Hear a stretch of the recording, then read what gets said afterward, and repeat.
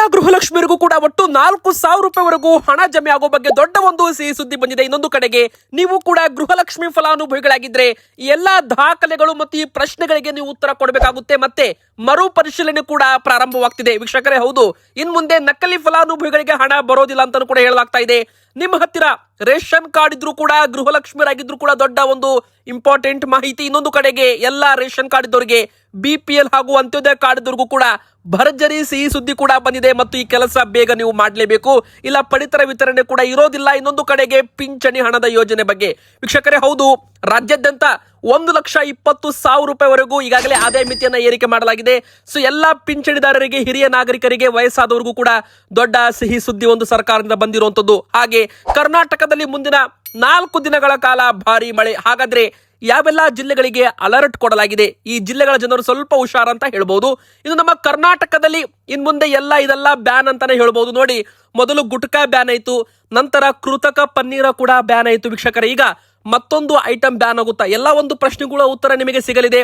ಮತ್ತೆ ಬ್ಯಾನ್ ಆದ ವಸ್ತುಗಳನ್ನ ಮಾರಾಟ ಮಾಡೋದು ಕೂಡ ಶಿಕ್ಷೆಗೆ ಕಾರಣ, ಅಂದ್ರೆ ಇದು ಕಾನೂನು ಪ್ರಕಾರ ಅಪರಾಧ ಅಂತಾನೂ ಕೂಡ ಹೇಳಲಾಗಿದೆ. ಸೊ ಎಲ್ಲ ಒಂದು ಮಾಹಿತಿ ಕೂಡ ನೋಡ್ತಾ ಹೋಗೋಣ. ಅದಕ್ಕಿಂತ ಮುಂಚೆ ನೀವೇನಾದ್ರೂ ಇನ್ನೂ ಕೂಡ ವಿಡಿಯೋಗೆ ಲೈಕ್ ಮಾಡಿಲ್ಲ ಅಂದ್ರೆ, ಗೃಹಲಕ್ಷ್ಮಿ ಫಲಾನುಭವಿಗಳು ನೀವಾಗಿದ್ರೆ, ರೇಷನ್ ಕಾರ್ಡ್ ಹೊಂದಿದ್ರೆ ಬೇಗನೆ ವಿಡಿಯೋಗೆ ಒಂದು ಲೈಕ್ ಮಾಡೋದ್ರ ಮೂಲಕ ವಿಡಿಯೋಗೆ ಸಪೋರ್ಟ್ ಮಾಡಿ. ಹಾಗೂ ಪ್ರತಿಯೊಬ್ರು ಕೂಡ ಕಮೆಂಟ್ ಬಾಕ್ಸ್ ಅಲ್ಲಿ ನಾವು ಕೇಳುವ ಒಂದು ಚಿಕ್ಕ ಪ್ರಶ್ನೆಗೆ ಉತ್ತರ ಕೊಡಿ. ನಿಮಗೆ 32ನೇ ಕಂತಿನ ಗೃಹಲಕ್ಷ್ಮಿ ಯೋಜನೆ ಹಣ ಜಮೆ ಆಗಿದೆಯಾ ಅಕೌಂಟ್ಗೆ? ಎಸ್ ಆರ್ ನೋ ಅಂತ ನಮಗೆ ದಯಮಾಡಿ ಕಮೆಂಟ್ ಮೂಲಕ ತಿಳಿಸಿ. ಹಾಗೆ ಪ್ರತಿಯೊಬ್ಬರು ಕೂಡ ನಮ್ಮ ಚಾನೆಲ್ಗೆ ಸಬ್ಸ್ಕ್ರೈಬ್ ಕೂಡ ಮಾಡ್ಕೊಳ್ಳಿ. ವೀಕ್ಷಕರೇ, ಮೊದಲಿಗೆ ಎಲ್ಲಾ ಗೃಹಲಕ್ಷ್ಮಿಯರಿಗೂ ಕೂಡ ಸಿಹಿ ಸುದ್ದಿ ಏನಪ್ಪಾ ಅಂದ್ರೆ, 32ನೇ ಕಂತಿನ ಹಣ ಈಗಾಗಲೇ ಅಕೌಂಟ್ಗೆ ಜಮೆ ಆಗೋದಕ್ಕೆ ಶುರು ಕೂಡ ಆಗಿದೆ. ಸೊ ನೀವು ಕೂಡ ನಿಮ್ಮ ಒಂದು ಬ್ಯಾಂಕ್ ಖಾತೆಯನ್ನು ಬಾರಿ ಚೆಕ್ ಕೂಡ ಮಾಡ್ಕೊಳ್ಳಿ. ಎದಕ್ಕಂದ್ರೆ ಎಲ್ಲಾ ಗೃಹಲಕ್ಷ್ಮಿಯರಿಗೆ 32ನೇ ಕಂತು ಹಣ ಜಮೆ ಆಗಿದೆ ಅಂತ ಸರ್ಕಾರದಿಂದ ಅಧಿಕೃತ ಒಂದು ಮಾಹಿತಿ ಸಿಕ್ಕಿದೆ. ಇನ್ನು ಆದಷ್ಟು ಬೇಗ 33ನೇ ಕಂತಿನ ಹಣ ಕೂಡ ಬಿಡುಗಡೆ ಆಗುವ ಸಾಧ್ಯತೆ ಇರುವಂತದ್ದು. ವೀಕ್ಷಕರೇ, ಕೇವಲ 15 ದಿನದ ಗ್ಯಾಪ್ ಅಲ್ಲಿ 2 ಕಂತು ಹಣ ಸರ್ಕಾರ ಬಿಡುಗಡೆ ಮಾಡೋದ್ರ ಮೂಲಕ ಗೃಹಲಕ್ಷ್ಮಿಯರ ಅಕೌಂಟ್ಗೆ ಒಟ್ಟು 4,000 ರೂಪಾಯಿ 15 ದಿನದಲ್ಲಿ ಜಮೆ ಆಗಿರುವಂತದ್ದು. ಸೊ ಇದು ಗೃಹಲಕ್ಷ್ಮಿಯರಿಗೆ ಒಂದು ಕಡೆಗೆ ಗುಡ್ ನ್ಯೂಸ್ ಆಗಿದ್ರೆ, ಈಗ ಸಾಲು ಹಬ್ಬಗಳು ಕೂಡ ಬರ್ತಿದ್ದಾವೆ. ಅಂದ್ರೆ ರಕ್ಷಾಬಂಧನ ಆಗಿರಬಹುದು, ಇನ್ನೊಂದು ಕಡೆಗೆ ಗಣೇಶ ಚತುರ್ಥಿ, ದಸರಾ ಸೇರಿದಂತೆ ದೀಪಾವಳಿ, ಈಗ ಹಬ್ಬಗಳ ಸೀಸನ್ ಕೂಡ ಶುರುವಾಗಿದೆ. ಸೊ ಪ್ರತಿ ಬಾರಿ ಕೂಡ ಹಬ್ಬಗಳು ಬರ್ತಿದ್ದಾಗ ಗೃಹಲಕ್ಷ್ಮಿಯರಿಗೆ ಅಕೌಂಟ್ಗೆ ಹಣ ಜಮೆ ಮಾಡೋದ್ರ ಮೂಲಕ ಸರ್ಕಾರ ಒಂದು ಗುಡ್ ನ್ಯೂಸ್ ಕೊಡ್ತಿತ್ತು. ಈ ಬಾರಿನೂ ಕೂಡ ಕೊಡಬಹುದು ಅಂತ ಹೇಳಲಾಗ್ತಾ ಇದೆ. ಸೊ ಇದು ಕೂಡ ಎಲ್ಲ ಗೃಹಲಕ್ಷ್ಮಿಯರಿಗೆ ಒಂದು ಕಡೆಗೆ ಸಿಹಿ ಸುದ್ದಿ. ಇನ್ನು 33ನೇ ಕಂತು ಹಣ ಇನ್ನು ಕೆಲವೇ ದಿನಗಳಲ್ಲಿ ಬಿಡುಗಡೆ ಆಗಬಹುದು ಅಂತ ಹೇಳಲಾಗ್ತಾ ಇದೆ. ಅಧಿಕೃತ ಅಪ್ಡೇಟ್ ಬಂದ ತಕ್ಷಣ ನಾವು ನಿಮಗೆ ಮಾಹಿತಿ ಕೊಡಲಿದ್ದೇವೆ. ಗೃಹಲಕ್ಷ್ಮಿ ಯೋಜನೆಗೆ 3 ವರ್ಷ ಕಂಪ್ಲೀಟ್ ಆಗಿದೆ ಅಂತಾನೂ ಕೂಡ ಇಲ್ಲಿ ಹೇಳಬಹುದು. ಇನ್ನು ಕೊನೆಯದಾಗಿ ಗೃಹಲಕ್ಷ್ಮಿಯರ ಮನೆ ಪರಿಶೀಲನೆ ಕೂಡ ಪ್ರಾರಂಭವಾಗ್ತಿದೆ. ಹೌದು ವೀಕ್ಷಕರೇ, ಶೀಘ್ರದಲ್ಲೇ ಗೃಹಲಕ್ಷ್ಮಿಯರ ಮನೆ ಬಾಗಿಲಿಗೆ ಅರ್ಜಿ ನಮೂನೆ ಕೂಡ ಬರಲಿದೆ. ಸೊ ಈ ಒಂದು ಅರ್ಜಿಯಲ್ಲಿ ಒಟ್ಟು 6ರಿಂದ 8 ಪ್ರಶ್ನೆಗಳು ಇರುವ ಸಾಧ್ಯತೆ ಇದೆ. ಇದರಲ್ಲಿ ಮೊದಲ ಪ್ರಶ್ನೆ ಬಂದು ಮನೆಯ ಯಜಮಾನಿಯ ಹೆಸರು ಮತ್ತು ಅವರ ಒಂದು ಆಧಾರ್ ಕಾರ್ಡ್ ಸಂಖ್ಯೆ. ಇನ್ನು ಎರಡನೇದಾಗಿ ಗೃಹಲಕ್ಷ್ಮಿಯರ ಪತಿಯ ಹೆಸರು ಮತ್ತು ಅವರ ಆಧಾರ್ ಕಾರ್ಡ್ ಸಂಖ್ಯೆ. ಮತ್ತೆ 3ನೇದಾಗಿ ನಿಮ್ಮ ಮೊಬೈಲ್ ಸಂಖ್ಯೆ ಹಾಗೂ ಅದಕ್ಕೆ ಬರುವಂತ OTP ಕೂಡ ನೀವು ಎಂಟರ್ ಮಾಡಬೇಕಾಗುತ್ತೆ. ಆನ್ಲೈನ್ ಮೂಲಕ ಏನಾದರೂ ಅಪ್ಲಿಕೇಶನ್ ಮೂಲಕ ಎಂಟ್ರಿ ಮಾಡ್ತಾ ಇದ್ರೆ. ಇನ್ನು ಅರ್ಜಿ ತುಂಬುವಾಗ ನಿಮಗೆ ಒಂದು ಮೊಬೈಲ್ ಸಂಖ್ಯೆ ಕೂಡ ಆಪ್ಷನ್ ಕೇಳುತ್ತಾರೆ. ಸೊ ನಿಮ್ದೇ ಒಂದು ಗೃಹಲಕ್ಷ್ಮಿಯರ ಮೊಬೈಲ್ ಸಂಖ್ಯೆನೇ ಅಲ್ಲಿ ಬರೀಬೇಕು, ಯಾರದ್ದು ಮೊಬೈಲ್ ನಂಬರ್ ಬರೆಯುವಂತಿಲ್ಲ. ಇನ್ನು ದೊಡ್ಡ ಪ್ರಶ್ನೆ ಏನಪ್ಪಾ ಅಂದ್ರೆ, ನೀವು ಆದಾಯ ತೆರಿಗೆ ಪಾವತಿದಾರರ? ಎಸ್ ಆರ್ ನೋ ಎಂಬ ಒಂದು ಆಪ್ಷನ್ ಕೂಡ ಇರುತ್ತೆ. ಸೊ ನೀವು ಆದಾಯ ತೆರಿಗೆ GST ರಿಟರ್ನ್ಸ್ ಮಾಡ್ತಿದ್ರೆ ಎಸ್ ಅಂತ ಟಿಕ್ ಮಾಡಬೇಕು, ಇಲ್ಲ ಅಂದ್ರೆ ನೋ ಅಂತ ಟಿಕ್ ಮಾಡಬೇಕು. ಇಲ್ಲಿ ನೀವು ಸತ್ಯ ಹೇಳಬೇಕು, ಸುಳ್ಳು ಹೇಳುವಂತಿಲ್ಲ ಅಂತಾನೂ ಕೂಡ ಹೇಳಲಾಗುತ್ತೆ. ಸೊ ಇಲ್ಲಿ ಮತ್ತೆ 3ನೇದಾಗಿ ಹೇಳ್ಬೇಕಂದ್ರೆ, ನಿಮ್ಮ ಒಂದು ರೇಷನ್ ಕಾರ್ಡ್ ಯಾವುದಿದೆ, BPL APL ಅದನ್ನು ಕೂಡ ಇಲ್ಲಿ ಕೇಳಲಿದ್ದಾರಂತೆ. ಸೊ ಎಲ್ಲ ಒಂದು ದಾಖಲೆಗಳನ್ನ ಪರಿಶೀಲನೆ ಮಾಡುವಾಗ ಎಲ್ಲ ಒಂದು ಅಪ್ಲಿಕೇಶನ್ ಅಲ್ಲಿ ಕೇಳ್ತಾರೆ ಅಂತ ಹೇಳ್ಬೋದು. ಇದಕ್ಕೋಸ್ಕರ ಮೊಬೈಲ್ ಅಪ್ಲಿಕೇಶನ್ ಕೂಡ ಬಿಡುಗಡೆ ಆಗ್ತಾ ಇದೆ ಅಂತಾನೂ ಕೂಡ ಹೇಳಲಾಗಿದೆ. ಖುದ್ದು ಮುಖ್ಯಮಂತ್ರಿ DK ಶಿವಕುಮಾರ್ ಸರ್ ಅವರೇ ಆದಷ್ಟು ಬೇಗ ಮನೆ ಪರಿಶೀಲನೆ ಪ್ರಾರಂಭವಾಗಲಿದೆ ಅಂತ ಒಂದು ಹೇಳಿಕೆ ಕೊಟ್ಟಿದ್ದಾರೆ. ಮತ್ತೆ ಗೃಹಲಕ್ಷ್ಮಿಯರು ನಿಮ್ಮ ಬಯೋಮೆಟ್ರಿಕ್ ಕೂಡ ಕೊಡಬೇಕು. ಅಂದ್ರೆ ನಿಮ್ಮ ಹೆಬ್ಬಟ್ಟು ಗುರುತು ಕೂಡ ನೀವು ಕೊಡೋದ್ರ ಮೂಲಕ ಗೃಹಲಕ್ಷ್ಮಿ ಯೋಜನೆಗೆ ನೀವು ಮರು ಅರ್ಜಿ ಪ್ರಕ್ರಿಯೆಯಲ್ಲಿ ಭಾಗಿಯಾಗಬೇಕಾಗುತ್ತೆ. ಆದ್ರೆ ಇನ್ನೂ ಕೂಡ ಪ್ರಕ್ರಿಯೆ ಪ್ರಾರಂಭವಾಗಿಲ್ಲ. ಆದ ಬಳಿಕ ನಾವು ಹೇಳ್ತೇವೆ, ಇನ್ನು 15ರಿಂದ 20 ದಿನದಲ್ಲಿ ಆಗುವ ಸಾಧ್ಯತೆ ಇದೆ. ಇನ್ನು ರೇಷನ್ ಕಾರ್ಡ್ ಇದ್ದವರು ಕೂಡ ಕಡ್ಡಾಯವಾಗಿ KYC ಮಾಡಿಸಬೇಕು ಅಂತ ಸರ್ಕಾರ ಈಗಾಗಲೇ ಘೋಷಣೆ ಮಾಡಿದೆ. ಸೊ ಯಾರೆಲ್ಲ BPL ಕಾರ್ಡ್ ಇದ್ದೀರಾ ಮತ್ತು ಅಂತ್ಯೋದಯ ಕಾರ್ಡ್ ಹೊಂದಿದ್ದೀರಾ, ನೀವು ರೇಷನ್ ಕಾರ್ಡ್ಗೆ KYC ಮಾಡಿಸಿಲ್ಲ ಅಂದ್ರೆ ಪ್ರತಿಯೊಬ್ಬರು ಕೂಡ KYC ಕಡ್ಡಾಯವಾಗಿ ಮಾಡಿಸಬೇಕು. ಸೊ ಇಲ್ಲಿ KYC ಮಾಡಿಸುವಾಗ ನ್ಯಾಯಬೆಲೆ ಅಂಗಡಿಗಳಲ್ಲಿ ಸರ್ವರ್ ಸಮಸ್ಯೆ ಕೂಡ ಉಂಟಾಗ್ತಾ ಇದೆ. ಹೌದು, ಇತ್ತ ಪಡಿತರ ಕೂಡ ವಿತರಣೆ ಮಾಡಬೇಕು, ಅಲ್ಲೂ ಕೂಡ ಬಯೋಮೆಟ್ರಿಕ್ ನೀವು ಕೊಡಬೇಕಾಗುತ್ತೆ. ಇತ್ತ KYC ಮಾಡಬೇಕಂದ್ರೂ ಕೂಡ ಬಯೋಮೆಟ್ರಿಕ್ ಕೊಡಬೇಕು. ರಾಜ್ಯಾದ್ಯಂತ ಏಕಕಾಲದಲ್ಲಿ ಜನರು KYC ಮಾಡಿಸೋದಕ್ಕೆ ಮುಗಿಬಿದ್ದೋದ್ರಿಂದ ಈ ಒಂದು ಸರ್ವರ್ ಕೂಡ ಡೌನ್ ಆಗಿದೆ. ಸೊ ಸೆಪ್ಟೆಂಬರ್ 1ರಿಂದ ಸೆಪ್ಟೆಂಬರ್ 30ರವರೆಗೂ ನಿಮಗೆ ಅವಕಾಶ ಕೂಡ ಇದೆ. ಸೊ ಪ್ರತಿಯೊಬ್ಬರು ಕೂಡ ಅವಾಗ ಅರ್ಜಿ ಕೂಡ ಹಾಕಬಹುದು ಮತ್ತೆ KYC ಕೂಡ ನೀವು ಮಾಡಿಸಬಹುದು ಅಂತ ಇಲ್ಲಿ ಹೇಳಲಾಗಿದೆ. ಸೊ ಇದು ಒಂದು ರೇಷನ್ ಕಾರ್ಡ್ ಇದ್ದವರಿಗೆ ಗುಡ್ ನ್ಯೂಸ್ ಅಂತಾನೆ ಹೇಳ್ಬೋದು. ಇನ್ನು ಎರಡನೇದಾಗಿ KYC ಯಾರೆಲ್ಲ ಮಾಡಿಸಿಲ್ಲ ಅವರಿಗೆ ಪಡಿತರ ವಿತರಣೆ ಕೂಡ ಬಂದ್ ಆಗುವ ಸಾಧ್ಯತೆ ಇದೆ. ಹೌದು ವೀಕ್ಷಕರೇ, ಈಗಾಗಲೇ ಒಟ್ಟು ನಮ್ಮ ಕರ್ನಾಟಕದಲ್ಲಿ 3 ಲಕ್ಷ BPL ಕಾರ್ಡ್ಗಳು ಅನರ್ಹ ಕಾರ್ಡುಗಳು ಅಂತ ಪತ್ತೆ ಮಾಡಲಾಗಿದೆ. ಸೊ ಅವು ಕಾರ್ಡುಗಳು ಕೂಡ APL ಕಾರ್ಡ್ಗೆ ವರ್ಗಾವಣೆ ಆಗಬೇಕಾಗಿತ್ತು. ಆದ್ರೆ ಸದ್ಯಕ್ಕೆ ಅವುಗಳನ್ನ ಒಂದು ವರ್ಗಾವಣೆಗೆ ಬ್ರೇಕ್ ಹಾಕಲಾಗಿದೆ. ಸೊ ಸದ್ಯಕ್ಕೆ ಯಾರದ್ದೇ BPL ಕಾರ್ಡು ಕೂಡ ರದ್ದಾಗ್ತಿಲ್ಲ. ಯಾವ ತರ ಅವರ ಕಾರ್ಡ್ ಇದೆ ಅವರಿಗೆ ಕಂಟಿನ್ಯೂ ಇರುತ್ತೆ. ಆದ್ರೆ ಮುಂದಿನ ಬರೋ ದಿನ ಸರ್ಕಾರವು ಕೂಡ ದಾಖಲೆಗಳನ್ನ ಪರಿಶೀಲನೆ ಮಾಡಲಿದೆ. ಸೊ ಯಾರೆಲ್ಲ KYC ಮಾಡಿಸಲ್ಲ ಅವರ ಒಂದು BPL ಕಾರ್ಡ್ಗೂ ಕೂಡ ಕುತ್ತು ಬರಬಹುದು. ಇನ್ನು ಎರಡನೇದಾಗಿ KYC ನೀವು ಕೂಡ ಮಾಡಿಸಬೇಕು. ಇದು ಕಡ್ಡಾಯ. ಸೆಪ್ಟೆಂಬರ್ 30ನೇ ತಾರೀಕಿನವರೆಗೂ ಅವಕಾಶ.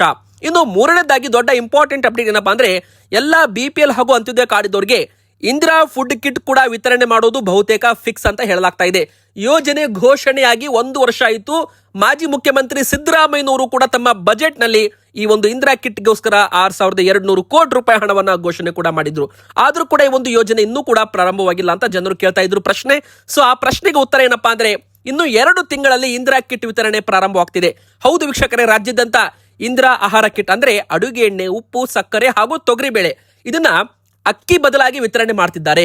ಸೊ ನಿಮಗೆ ರಾಜ್ಯ ಸರ್ಕಾರದಿಂದ 5 ಕೆಜಿ ಹೆಚ್ಚುವರಿ ಅಕ್ಕಿ ಬದಲಾಗಿ ಇಂದಿರಾ ಕಿಟ್ ವಿತರಣೆ ಮಾಡ್ತಾರೆ. ಇತ್ತ ಕೇಂದ್ರ ಸರ್ಕಾರದಿಂದ ಅಕ್ಕಿ ಮತ್ತು ರಾಗಿಯನ್ನ ವಿತರಣೆ ಮಾಡಲಿದ್ದಾರೆ.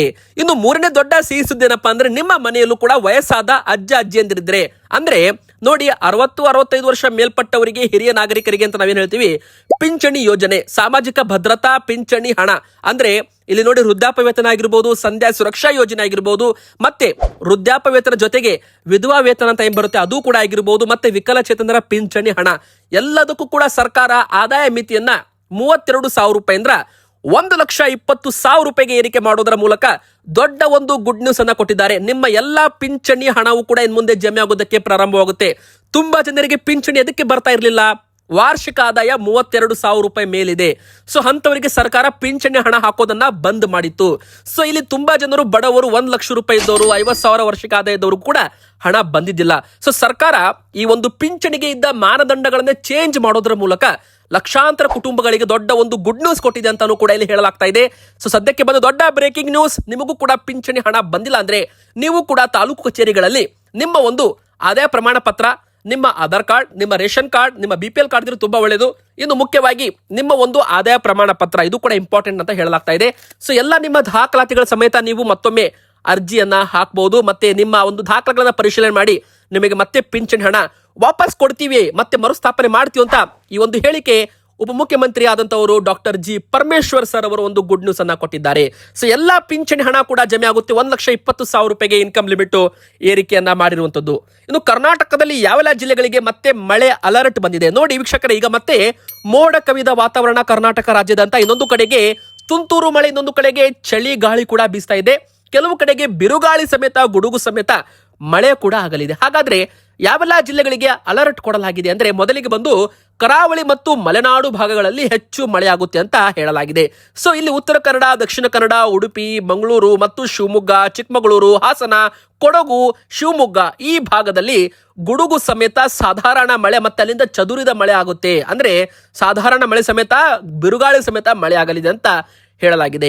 ಇನ್ನು ಉತ್ತರ ಒಳನಾಡಿನ ಜಿಲ್ಲೆಗಳಾದ ಗದಗ, ಹುಬ್ಬಳ್ಳಿ, ಧಾರವಾಡ, ಕಲಬುರಗಿ, ಬೆಳಗಾವಿ ಮತ್ತೆ ಬೀದರ್ ಈ ಕಡೆ ಬಂದ್ರೆ ಮತ್ತೆ ಬಾಗಲಕೋಟೆ, ಕೊಪ್ಪಳ ಈ ಕಡೆಗೂ ಕೂಡ ಭಾರಿ ಒಂದು ಮಳೆ ಆಗಲಿದೆ ಅಂತ ಇಲ್ಲಿ ಹವಾಮಾನ ಇಲಾಖೆಯಿಂದ ಒಂದು ಅಪ್ಡೇಟ್ ಬಂದಿದೆ. ಸೊ ವೀಕ್ಷಕರೇ, ದಿಢೀರ್ ಅಂತ ಭಾರಿ ಮಳೆ ಆಗುವ ಸಾಧ್ಯತೆ ಕೂಡ ಇರೋದ್ರಿಂದ ಗುಡುಗು ಸಿಡಿಲು ಬೀಳುವಾಗ ಅನವಶ್ಯಕವಾಗಿ ಹೊರಗಡೆ ಹೋಗಬೇಡಿ. ಜೋರಾಗಿ ಗಾಳಿ ಬೀಸುವಾಗಲೂ ಕೂಡ ಸ್ವಲ್ಪ ಹುಷಾರಾಗಿರಿ. ಇನ್ನು ಬೆಂಗಳೂರಲ್ಲಿ ಮೋಡ ಕವಿದ ವಾತಾವರಣ, ತುಮಕೂರು, ಮಂಡ್ಯ, ಮೈಸೂರು ಈ ಭಾಗದಲ್ಲೂ ಕೂಡ ಮೋಡ ಕವಿದ ವಾತಾವರಣ, ಸಾಧಾರಣ ಮಳೆ ಅಂತ ಹೇಳಲಾಗಿದೆ.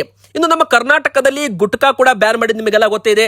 ತಂಬಾಕು ಹಾಗೂ ನಿಕೋಟಿನ್ ಹೊಂದಿದಂತಹ ಒಂದು ತಂಬಾಕುಗಳನ್ನ ಕರ್ನಾಟಕ ರಾಜ್ಯದಂತ ಮಾರಾಟ ಮಾಡೋದು ಕೂಡ ನಿಷೇಧ, ಸಂಗ್ರಹಣೆ ಮಾಡೋದು ಕೂಡ ನಿಷೇಧ, ರೆಡಿ ಮಾಡೋದು ಕೂಡ ನಿಷೇಧ. ಅಂದ್ರೆ ಯಾರೆಲ್ಲ ಇವುಗಳನ್ನ ಮಾರಾಟ ಮಾಡ್ತೀರಾ ಅವರ ಮೇಲೆ ಕಾನೂನು ಪ್ರಕಾರ ಅಪರಾಧ ಅಂತ ಹೇಳಲಾಗಿದ್ದು, ಮಾರಾಟ ಮಾಡೋರ ವಿರುದ್ಧ ಶಿಕ್ಷೆ ಅಂತಾನೂ ಕೂಡ ಹೇಳಲಾಗಿದೆ. ಇನ್ನೊಂದು ಕಡೆಗೆ ಕೃತಕ ಪನ್ನೀರ್ಗೂ ಕೂಡ ಇಲ್ಲಿ ಒಂದು ನಿಷೇಧವನ್ನ ಘೋಷಣೆ ಮಾಡಲಾಗಿದೆ.